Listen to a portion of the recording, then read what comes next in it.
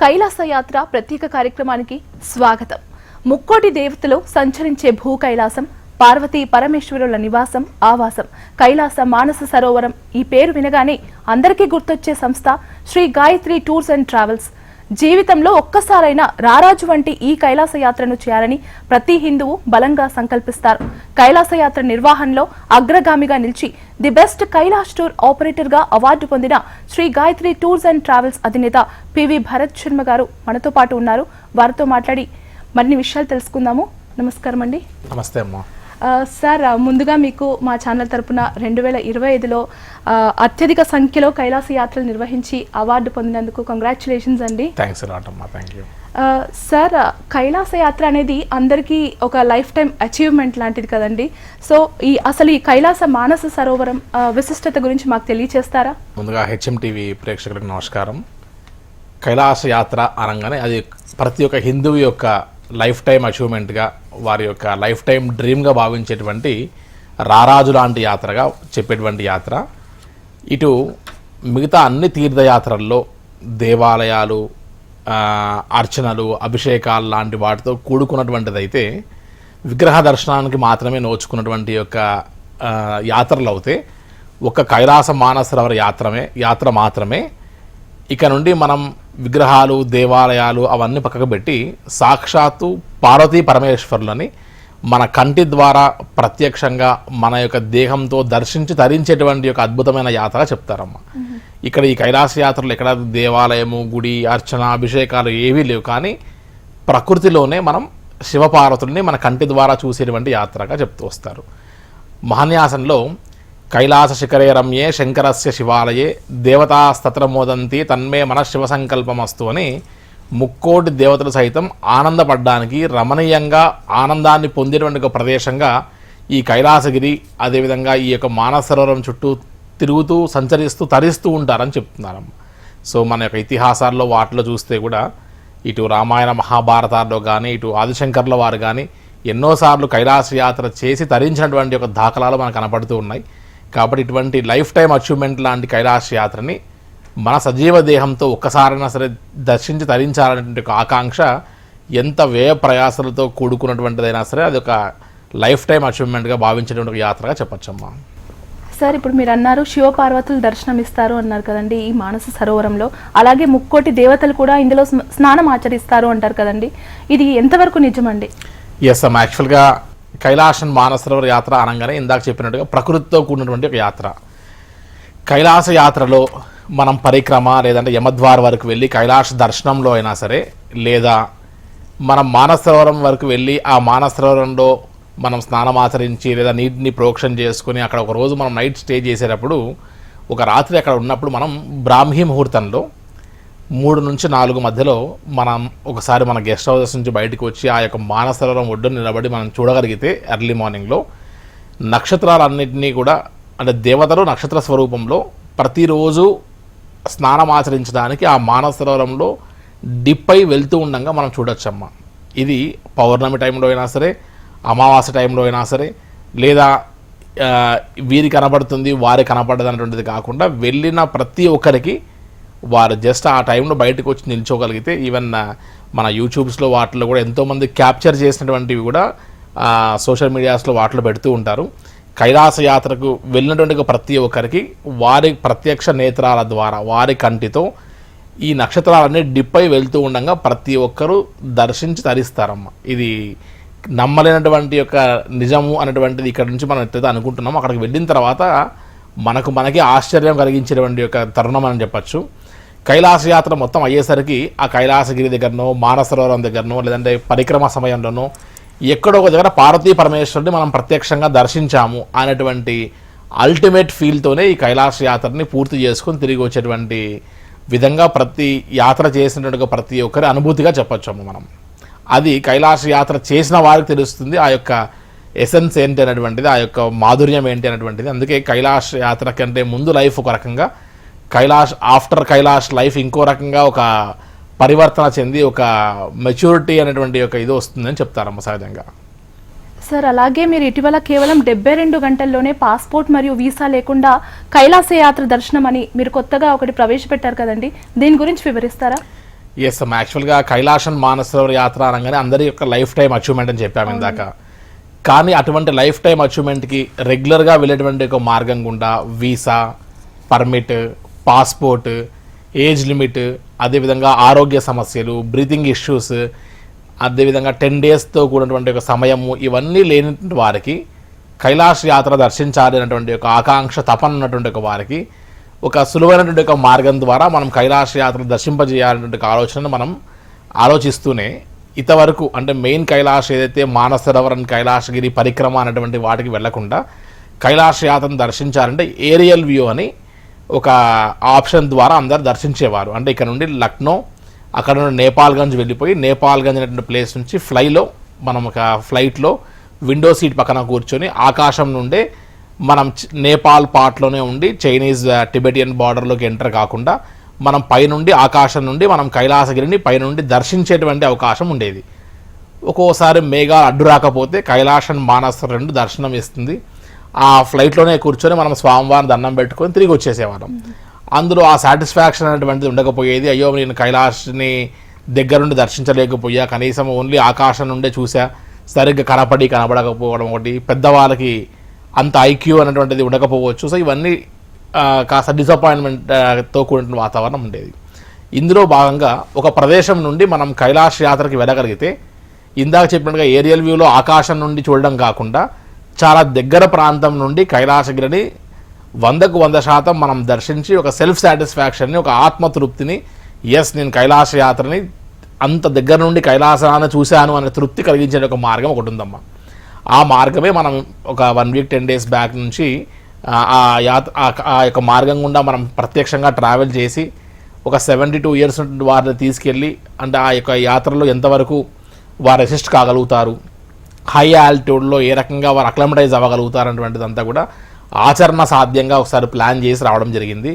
ఆ మార్గమే మనం లాప్చా అనేటువంటి ఒక ప్రదేశాన్ని నుండి కైలాసగిరిని జస్ట్ ఒక 2 to 3 కిలోమీటర్స్ నుంచి చాలా దగ్గర నుండి మానస సరోవరాన్ని, అదేవిధంగా కైలాస యాత్రను దర్శించేటువంటి ఒక అద్భుతమైన అవకాశంగా చెప్తున్నారమ్మ.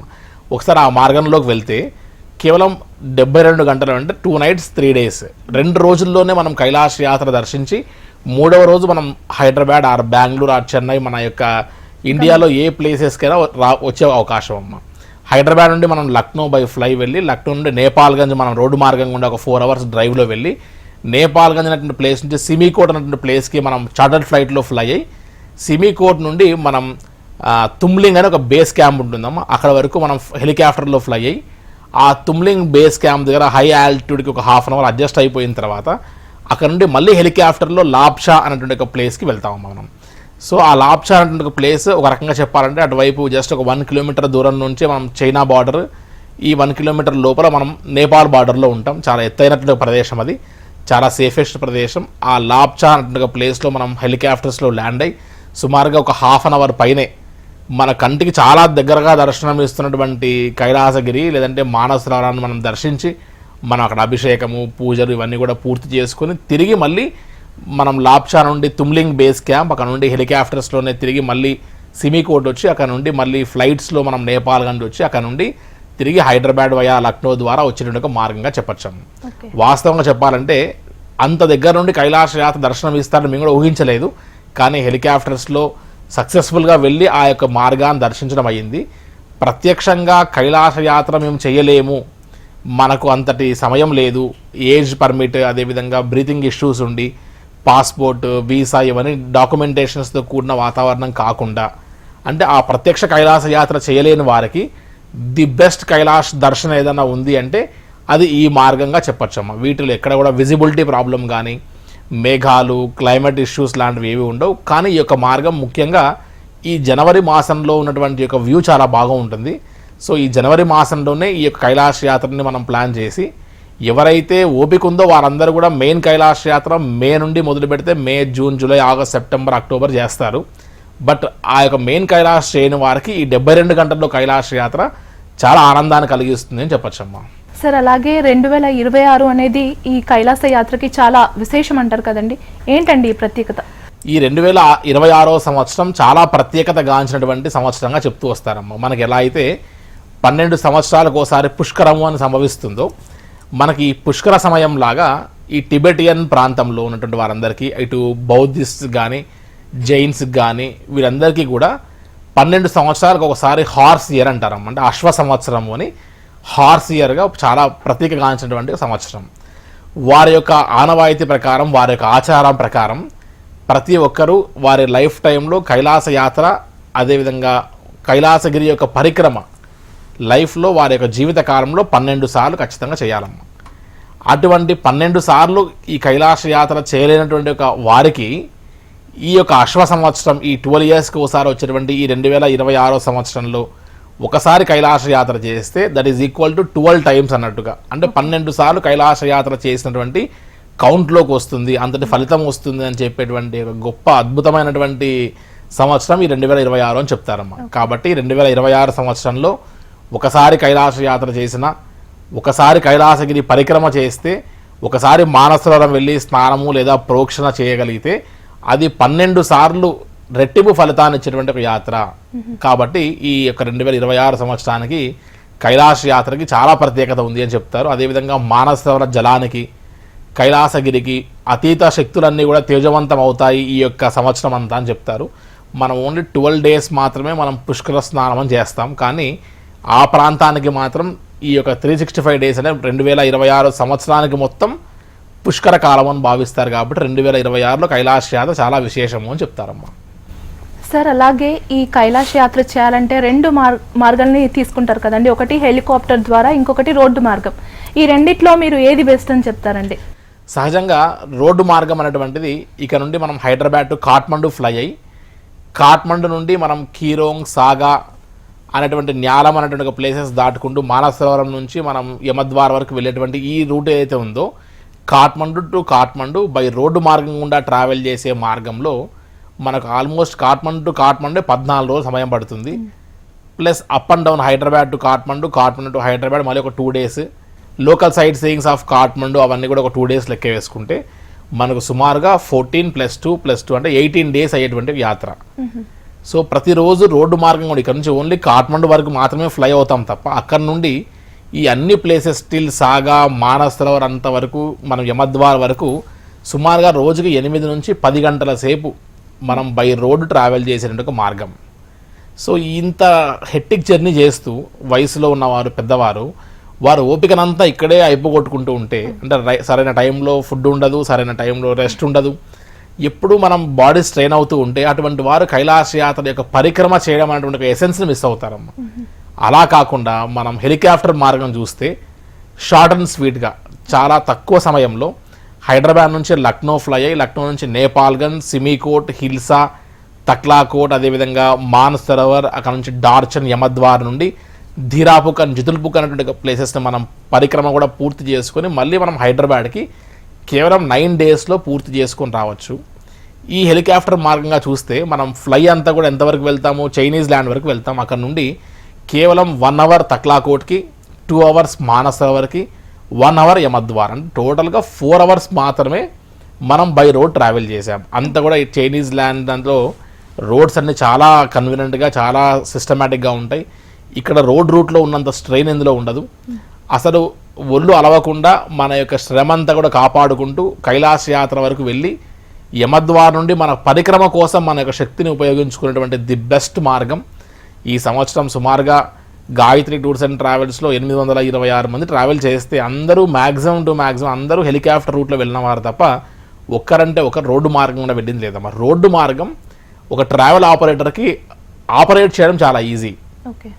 ఎక్కువ స్టాఫ్ లేకుండా తక్కువ స్టాఫ్తో మనం ఒకటే టీం వర్క్తో మనం టోటల్ యాత్ర అంతా రోడ్డు మార్గం కూడా వాళ్ళతో పాటు మనం ట్రావెల్ చేస్తూ వెళ్ళడం చాలా ఈజీ. కానీ వేరాజ్ ఈ హెలికాప్టర్ రూట్లో ఒక ప్లేస్ నుంచి ఇంకో ప్లేస్కి, ఇంకో ప్లేస్ నుంచి ఇంకో ప్లేస్కి ట్రావెల్ చేస్తున్న దాంట్లో మల్టిపుల్ టీం అవసరం పడుతుందమ్మా.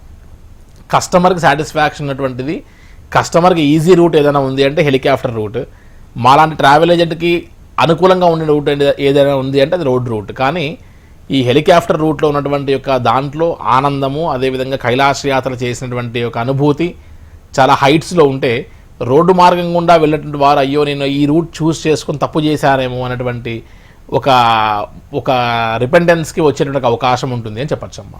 సార్, ఈ హెలికాప్టర్ అండ్ రోడ్ రూట్లో వెళ్ళే వాళ్ళకి డాక్యుమెంటేషన్ అనేది ఎలా చేయాలండి?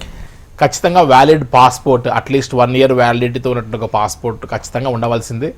అట్ ది సేమ్ టైం ఒక 3 to 4 months ముందే మనం పర్మిట్ అండ్ వీసాస్ అన్నిటికీ కూడా అప్లై చేసినప్పుడు మన యొక్క పర్సనల్ ఇన్ఫర్మేషన్ ఫామ్స్తో పాటు చైనీస్ వారి యొక్క రూల్స్ అండ్ రెగ్యులేషన్స్ ప్రకారం కావాల్సినటువంటి ఒక ప్రిఫర్డ్ సైజ్ ఫోటోతో పాటు మనం ఆ యొక్క పర్సనల్ ఇన్ఫర్మేషన్ ఫామ్ అంతా కూడా ఫిలప్ చేసి మనం పర్మిట్ అండ్ వీసాకి అప్లై చేస్తాము. సో ఈ పర్మిట్ అండ్ వీసాకి ఎక్కడ కూడా మనం ప్రత్యక్షంగా ఎంబసీకి వెళ్ళి మనం స్టాంపింగ్ చేయించుకోవాల్సి ఉండదు. నాలాంటి ట్రావెల్ ఆపరేటర్ ఏ ఒక్కరైనా సరే ఈ యొక్క ప్రాసెస్ని ఢిల్లీలో ఓన్లీ బై ఏజెంట్ ద్వారానే చేయించుకుని వచ్చేటువంటి ఒక పరిస్థితి ఉంటుంది. కాబట్టి మనం బై వీసా ప్రాసెస్ అంతా కూడా ఇదంతా కూడా మనం బై పాస్పోర్ట్ ద్వారా పూర్తి చేసుకోవచ్చు అమ్మా. సార్ అలాగే హెల్త్ విషయానికి వస్తే ఈ కైలాస యాత్ర చేసేవారు అంటే ఎలాంటి ప్రికాషన్స్ తీసుకోవాలి? అమ్మ యాక్చువల్గా ఇదంతా కూడా సముద్ర మట్టానికి చాలా ఎత్తుగా వెళ్ళేటువంటి ఒక ప్రాంతం వెళ్ళిపోతున్నాం. అంటే ఆల్మోస్ట్ మనం 4,900 మీటర్లు అంటే 18,000 ఫీట్లు, ఆల్మోస్ట్ 18,000 ఫీట్ హైట్కి వెళ్ళేటువంటి ఒక ప్లేస్కి వెళ్ళేటువంటి ఒక యాత్రగా చెప్పచ్చు మనం. సో ఈ హై ఆల్టిట్యూడ్లో ఆక్సిజన్ కొరత ఉండడము, లో ఆక్సిజన్ లెవెల్స్ ఉన్నటువంటి ఒక ప్రాంతానికి వెళ్తున్నాం కాబట్టి మనకి ఎట్టి పరిస్థితుల్లో లంగ్ ఇన్ఫెక్షన్స్ కానీ, బ్రీతింగ్ ప్రాబ్లమ్స్ కానీ, రెస్పిరేటరీ ప్రాబ్లమ్స్ కానీ, ఆస్తమా లాంటివి కానీ ఉండకుండా వీటిలో జాగ్రత్త పడగలిగితే ఇంకా మిగతా యొక్క చిన్నపాటి బీపీ, షుగర్స్, పేస్ మేకర్స్ ఇవన్నీ కూడా నథింగ్. కానీ స్టంట్స్ ఇవన్నీ కూడా అవేవి మ్యాటర్ కాదు. కానీ కేవలం హై ఆల్టిట్యూడ్లో మనకి ఇబ్బంది కలగకుండా ఉండడానికి కావాల్సిన రెస్పిరేటరీ బ్రీతింగ్ ప్రాబ్లమ్స్ ఒకటి ప్రాబ్లం లేకుండా ఉన్నవారు ఎవరైనా సరే ఈ యొక్క కైలాస యాత్రకి అర్హులు అని చెప్పచ్చమ్మా. ఈ 2026లో కైలాస యాత్రకు అంటే ఏజ్ లిమిటేషన్స్ ఏమైనా మార్పు ఉందా అండి? అమ్మ సహజంగా ప్రతి సంవత్సరం ఉన్నట్టుగానే బిఫోర్ కోవిడ్ వరకు, అదేవిధంగా 2019 లాస్ట్లో ఎప్పుడైతే కైలాస యాత్ర వెళ్ళారో అంతవరకు 70 years వరకు మాత్రం లిమిటేషన్ ఉండేది. లాస్ట్ ఇయర్ 2025 సంవత్సరంలో ఎప్పుడైతే కైలాస యాత్ర ఒక 4-5 years తర్వాత ఓపెన్ అయిందో ఆఫ్టర్ కోవిడ్, ఇండియన్ పాస్పోర్ట్ హోల్డర్స్కి అనుమతిచ్చారో చైనీస్ వారు, అక్కడ నుండి కొన్ని స్పెషల్ పర్మిషన్స్తో కూడినటువంటి ఆంక్షలు పెట్టి ఈవెన్ 71, 72, 73, 74, 75 years ఉన్నటువంటి వారి వరకు కూడా కైలాస యాత్రకి 2025 సంవత్సరంలో అనుమతించడం జరిగింది. ఫుడ్ అండ్ అకామిడేషన్ విషయానికి వస్తే ఈ చైనా ఇంకా నేపాల్ ప్రాంతాల్లో ఎలా ఉంటుందండి? మానసరోవరం అని కైలాస యాత్ర ఉందో ఇదంతా కూడా మన భరతవర్షం, మన భరతఖండం, మన జంబూ ద్వీపంలో ఉన్నప్పటికీ కూడా ఒకప్పుడు, ఇప్పుడు భౌగోళికంగా Tibet which is occupied by China ఇన్ని చేతులు మారేసరికి మనం పర్మిట్, వీసా ఇన్ని తీసుకుని వెళ్ళవలసి వస్తుందమ్మా. సో ఇటువంటి తరుణంలో మనం ఒకప్పుడు కైలాస యాత్రలాగా మనం మానసరోవరం దగ్గరనో లేదా పరిక్రమ చేసే దగ్గరనో కాంప్రమైజ్ అయ్యి టెంట్స్ వేసుకొని ఉండేటువంటి ఒక పరిస్థితి లాంటివి ఏం లేవమ్మా. ఈచ్ అండ్ ఎవ్రీ ప్లేస్లో హై అండ్ ఫెసిలిటీస్ అయ్యాయి. మనం ఇటు నేపాల్ గది నుంచి మొదలు పెడితే తిరిగి వచ్చేంత వరకు మ్యాక్సిమం అన్ని ప్లేసెస్లో స్టార్ హోటల్స్తో పాటు ఏ ప్లేసెస్లో అయితే ఇంతకుముందు టెంట్స్లో ఉండేవారో ఒకటి మానసరోవర్ అండ్ పరిక్రమ ప్లేసెస్లో అక్కడ కూడా పర్మనెంట్ కన్స్ట్రక్షన్ బిల్డింగ్స్ అయి ఉన్నాయి, గెస్ట్ హౌసెస్ టైప్ అన్నీ కూడా అయి ఉన్నాయి. కాబట్టి ఎక్కడ ఫెసిలిటీస్కి ఇబ్బంది లేదు. హై అండ్ ఫెసిలిటీస్తో ఇంకా చెప్పాలంటే ఈ 2025 సంవత్సరంలో దాదాపుగా 110 kilometers కైలాస మానసరోవర యాత్రలో మానసరోవరం చుట్టూ బస్సులో పరిక్రమ చేసేటువంటి మార్గం కూడా రోడ్డు వేస్తున్నారు. సో చాలా ఫెసిలిటీస్ పెరిగి ఉన్నాయి. సో చాలా సిస్టమేటిక్గా ప్రశాంతంగా వెళ్ళి రావచ్చు. అండ్ ఫుడ్ విషయానికి వస్తే హైదరాబాద్ నుంచి బయలుదేరి మళ్ళీ హైదరాబాద్ వచ్చేంత వరకు కూడా మన సౌత్ ఇండియన్ ఫుడ్, మన టేస్ట్ తగ్గటువంటి ఫుడ్ని త్రూఅవుట్ మన ట్రిప్ అంతా కూడా సెల్ఫ్ కిచెన్ టీమ్స్ని మనం ఏర్పాటు చేసి ఆ సెల్ఫ్ కిచెన్ టీమ్తోనే మనం అందరికీ మన సౌత్ ఇండియన్ ఫుడ్ అందజేయడం జరుగుతుంది. సో ఎక్కడ ఫుడ్ అండ్ అకామిడేషన్స్లో కానీ ఫెసిలిటీస్లో కానీ ఇప్పుడున్నటువంటి ఈ యొక్క సిచ్యువేషన్స్లో ఎక్కడ ఇబ్బంది పడి మనం కాంప్రమైజ్ అవుతున్నాము అన్నటువంటిది ఎక్కడా ఉండదని చెప్పచ్చమ్మా. సార్ అలాగే కైలాస యాత్ర అనగానే Sri Gayatri tours and travels అనే ఒక ముద్ర వేశారు కదండి, ఇంత శ్రద్ధ వహించడానికి గల కారణం ఏంటండి? ఎస్ అమ్మా, యాక్చువల్గా కైలాష్ మానసరోవర్ యాత్ర అనగానే ప్రతి ఒక్కరు లైఫ్ టైం అచీవ్మెంట్ లాంటి యాత్ర. సో అది జీవితంలో ఒక్కసారి చేసేటువంటి ఒక యాత్ర. ఆ యాత్రకి ఇటు నేపాల్ నుండి చైనా ఈ రకంగా వెళ్ళేటువంటి ఈ మార్గంలో సరైనటువంటి ఒక గైడెన్స్ కానీ, సరైనటువంటి ఒక ఏర్పాట్లు కానీ, సరైనటువంటి ఒక డాక్యుమెంటేషన్ ప్రాసెస్ కానీ, సరైనటువంటి ఒక ఫుడ్ అండ్ అకామిడేషన్స్ కానీ ఇటువంటివి మనము ఇవ్వకుండా జస్ట్ మనం ఇక్కడ కూర్చొని హైదరాబాద్లోనో లేదంటే మన ఆఫీసెస్లో కూర్చొని మనం ఇక్కడ ఉండే నేపాల్ ఏజెంట్కి అప్పచెప్పేసి నేపాల్ వాడు చైనా వాడికి అప్పచెప్పేసి చివరికి ఈ యాత్రికులందరూ వారికి అక్కడ ఉన్నటువంటి ఒక సమస్యల్లో ఇబ్బందుల్లో సరిగ్గా గైడ్ చేయకపోయి వారికి హై ఆల్టిట్యూడ్లో ఎక్కడ ఎంతసేపు స్టే చేయాలో హై ఆల్టిట్యూడ్ సిక్నెస్ నుంచి ఏ రకంగా మనం రెస్క్యూ అవ్వాలో ఇవన్నీ వారికి గైడ్ చేయకుండా కేవలం వారిని ఒక టూర్ అనేటువంటి దాంట్లో మాత్రమే తోసేసి వదిలేస్తే అక్కడికి వెళ్ళిన తర్వాత అయ్యో మేము ఈ జాగ్రత్తలు తీసుకుని ఉంటే లైఫ్లో ఒకసారి వెళ్ళే కైలాస యాత్ర పరిక్రమ చేసేవాళ్ళం కదా అని అక్కడికి వెళ్ళిన తర్వాత వారు కైలాస యాత్ర చేయడంలో ఫెయిల్ అయిపోయి పరిక్రమ చేయడంలో ఫెయిల్ అయిపోయి తిరిగి వచ్చిన రోజున వారి యొక్క బాధ వర్ణాతీతంగా ఉంటుందమ్మా.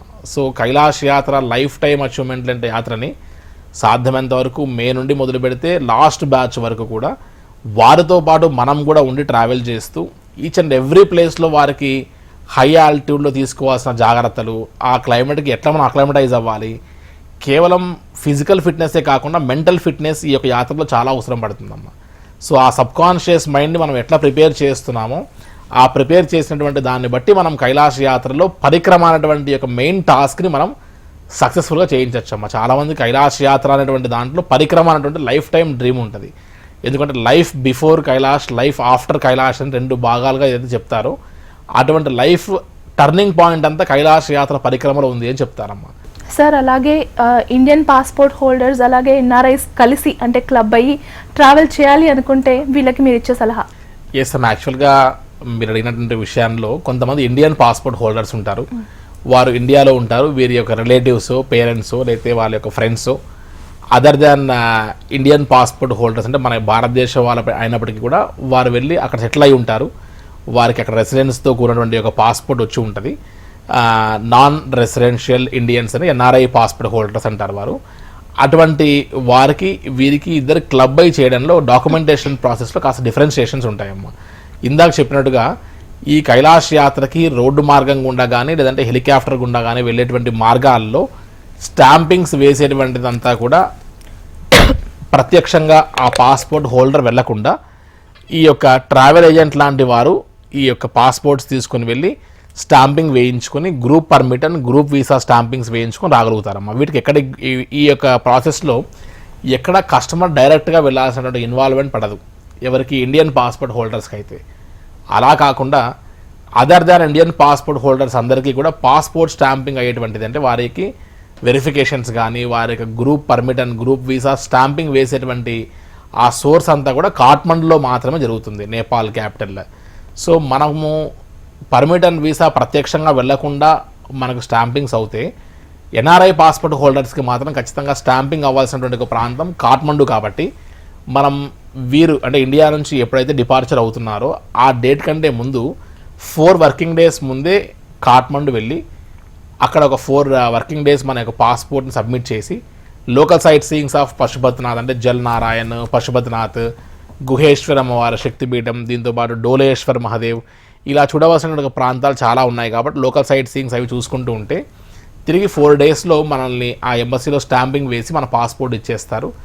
అక్కడ నుండి కాఠ్మండు నుంచి మనం నేపాల్గంజ్ అనేటువంటి ఒక ప్లేస్కి మనం ఫ్లై అయ్యి ఎప్పుడైతే ఈ ఇండియన్ పాస్పోర్ట్ హోల్డర్స్ ఇక్కడ ఇండియా నుంచి స్టార్ట్ అవుతున్నారో సేమ్ డే నేపాల్గంజ్ పాయింట్లో వారిని కలిసి క్లబ్ అయ్యి ఇండియన్ పాస్పోర్ట్ హోల్డర్స్తో పాటు other than Indian passport holders కూడా అంటే ఎన్ఆర్ఐ పాస్పోర్ట్ హోల్డర్స్ కూడా కలిసి క్లబ్ అయ్యి ఈ యాత్రలో మళ్ళీ సేమ్ వారితో పాటు నేపాల్గంజ్ నుంచి సిమికోట్, హిల్సా, తక్లాకోట్, మానస్ సరోవర్ అండ్ కైలాష్గిరి అన్నీ కూడా ప్రశాంతంగా పరిక్రమ కూడా చేసుకుని మళ్ళీ నేపాల్గంజ్ అనే పాయింట్కి వచ్చిన తర్వాత ఇక్కడ వారు తిరిగి ఇండియాకి రావాలి అనుకుంటే తిరిగి లక్నో ద్వారా వచ్చేసేయచ్చు. లేదు తిరిగి మళ్ళీ వారి స్టేట్స్కి వెళ్ళిపోవాలి, లిమిటెడ్ టైం మాత్రమే పెట్టుకొని వచ్చారనుకుంటే కూడా మనం మళ్ళీ తిరిగి కాఠ్మండు నుంచి డైరెక్ట్గా వారి స్టేట్స్కి వారు ఫ్లై అయ్యే అవకాశం ఉంటుందమ్మా. సో ఇది కస్టమైజ్ చేయాల్సిన వాతావరణము. దీంట్లో కూడా ఇంత పర్మిట్ ఏ దేశం వారికి సంబంధించి ఆయా దేశానికి పర్మిట్ మినిమం ఇంత గ్రూప్ ఉండవలసిందే అనేటువంటిది ఉంటుంది. ఆయా ఫిక్స్డ్ డిపార్చర్స్లో ఆయా రూల్స్ అండ్ రెగ్యులేషన్స్తో మనం చేయగలిగితే ఇది పాసిబుల్ చేయొచ్చమ్మా ఖచ్చితంగా. సార్ అలాగే పర్టికులర్గా ఈ కైలాస యాత్రకి బెస్ట్ సీజన్ ఏదని చెప్పొచ్చు? ఎస్ అమ్మా, యాక్చువల్గా ఇందాక నేను చెప్పినటువంటి 72 అవర్స్లో కైలాస యాత్ర చేసేటువంటి ఈ యాత్రకు సంబంధించి జనవరిలో చాలా క్లైమేట్ చాలా బాగుంటుందని చెప్పచ్చమ్మా. ఆ తర్వాత ఫిబ్రవరి, మార్చ్, ఏప్రిల్లో ఇందాక ఏరియల్ వ్యూలో ఏదైతే ఆకాశ మార్గం నుండి కంటి కనపడేటువంటి కైలాసగిరికి సంబంధించి దూరదర్శన్ ఏరియల్ వ్యూ అనేటువంటిది మనం ఫిబ్రవరి, మార్చ్, ఏప్రిల్లో చేయొచ్చు. కానీ అసలైనటువంటి కైలాస యాత్రకి మనకు మంచు మొత్తం కరిగి మనకు క్లైమేట్ అంతా కూడా అనుకూలించేటువంటి యొక్క సమయం మే నుండి మొదలవుతే May, June, July, August, September ending, October 15వ తారీఖు వరకు కూడా ఈ 6 months మనం కైలాస యాత్ర చేయడానికి చాలా విశేషం అని చెప్పచ్చు. సో ఈ 6 months ఉంది కదా అనే దీంట్లో మనం నెగ్లెక్ట్ చేయకుండా ఇప్పుడు ఉన్నటువంటి యొక్క హార్స్ ఇయర్ అశ్వ సంవత్సరం అంటున్నాం కాబట్టి 2026 సంవత్సరం చాలా విశేషమైన సంవత్సరం అనుకుంటున్నాం కాబట్టి చాలామంది ఈ యొక్క అవకాశాన్ని యూజ్ చేసుకోవాలనుకుంటారు. కాబట్టి జనవరి మంత్ నుండే ఆల్రెడీ మనం పర్మిట్స్కి వాటికి అప్లై చేయడం జరుగుతుంది. కాబట్టి కాస్త తొందరపడుతూ అదేవిధంగా కేవలం కైలాస యాత్రకి వెళ్ళాలి అనే ఆలోచన ఆచరణలో పడడంతో పాటే కాకుండా ఇందాక చెప్పినట్టుగా మన యొక్క బాడీ ఫిజికల్గా మనం మెయింటైన్ చేయడానికి కావాల్సినటువంటి యోగా, ప్రాణాయామము, బ్రీతింగ్ ఎక్సర్సైజెస్, కాస్త శాంభవి ముద్ర ఇవన్నీ ఎవరైతే చేస్తారో వారికి హై ఆల్టిట్యూడ్ సిక్నెస్ అనేటువంటిది రాకుండా అక్కడికి వెళ్ళే కంటే ముందే మన బాడీని ఫిట్ చేసుకుని మనం వెళ్ళగలిగితే మనం కైలాస యాత్రలో ఉన్నటువంటి యొక్క అనుభూతి, అదేవిధంగా పరిక్రమ చేయడంలో ఉన్నటువంటి యొక్క అనుభూతిని మనం ఆ ఎసెన్స్ని ఫీల్ కావచ్చమ్మా. కాబట్టి ఈ రకంగా మనం కైలాస యాత్రని ముందుగానే ప్రిపేర్ అవ్వడంతో పాటు ఒక పక్కన డాక్యుమెంటేషన్తో పాటు ఒక పక్కన మన యొక్క బాడీ మెటబాలిజాన్ని మారుస్తూ ఇంటేక్ ఫుడ్ కానీ ఇవన్నీ కూడా కాస్త జాగ్రత్త తీసుకొని తగిన రీతిలో మనం కైలాస యాత్ర వ్యవహారం చేయగలిగితే చాలా ప్రశాంతంగా చేయొచ్చు అని చెప్పచ్చమ్మా. సార్, అలాగే ఈ Shri Gayatri tours and travels అనేది కైలాస యాత్రకి ఎంతో ప్రత్యేకం కదండి. ఇదే కాకుండా ఇంకా ఏ టూర్ ప్లాన్స్ చేస్తుందండి? ఎస్ అమ్మా, యాక్చువల్గా కైలాష్ మానసరోవర్ యాత్ర అనేటువంటి లైఫ్ టైం అచీవ్మెంట్తో పాటు ఆధ్యాత్మిక ప్రదేశాల లాంటి నేపాల్ ముక్తినాథ్ యాత్ర కానీ, అదేవిధంగా ఇటు తమిళనాడు, ఇటు కాశీ యాత్రతో పాటు శ్రీలంక, అదేవిధంగా సంబంధించినటువంటి డివోషనల్ ప్లేసెస్కి సంబంధించినటువంటి ప్రతి యాత్రని సీజనల్ ట్రిప్స్ అనేటువంటి చార్ధామ్, అమర్నాథ్ లాంటి యాత్రలు కూడా గాయత్రి టూర్స్ అండ్ ట్రావెల్స్ నుంచి ఎవ్రీ ఇయర్ ఆపరేట్ చేస్తుండడం జరుగుతుంది. అత్యంత కష్టతరమైనటువంటి ఒక యాత్ర, ఎవరు చేయనటువంటి సాహసోపేతమైనటువంటి యాత్రని సులభతరం చేస్తూ అందరూ చేసేటువంటివి కాకుండా ఇన్నోవేటివ్గా ది బెస్ట్ థింగ్ ఇవ్వాలనే ఉద్దేశంతో కైలాష్ మానసరోవర్ యాత్ర అనేటువంటి ఎసెన్స్ని యాత్రికులు ఇవ్వాలనే ఉద్దేశంతో గాయత్రి టూర్స్ అండ్ ట్రావెల్స్ ముఖ్యంగా కైలాష్తో పాటు ఈ అన్ని యాత్రలు కూడా ఖచ్చితంగా నిర్వహిస్తూ ఉంటుందమ్మా. కైలాస యాత్ర విశిష్టత గురించి, ఈ డాక్యుమెంటేషన్ గురించి, అలాగే దీంట్లో అంటే ఈ ట్రావెల్ చేసేటప్పుడు ఎలాంటి నియమాలు పాటించాలి, ఎలాంటి జాగ్రత్తలు తీసుకోవాలి అనే అంశాల గురించి చాలా చక్కగా వివరించారు. మీకు ధన్యవాదాలండి. థ్యాంక్ యూ అమ్మా. నమస్తే అమ్మా.